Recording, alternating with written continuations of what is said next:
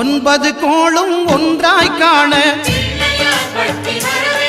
அங்கு கற்பகம் என்னும் கடவுளின் மெய்யில் 9 கோளும் ஒன்றாய் காண அங்கு கற்பகம் என்னும் கடவுளின் மெய்யில் சூரியன் முதலாய் 9 கிரகமும் பலவித குணங்களை கொண்டிருக்கும் எங்கள் கற்பக தருவில் அவை வரும்போது ஒன்றாய் சேர்ந்து பலனளிக்கும்.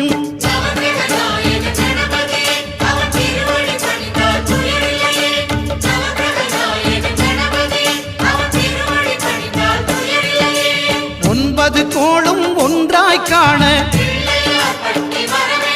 அங்கு கற்பகம் என்னும் கடவுளின் மெய்யில்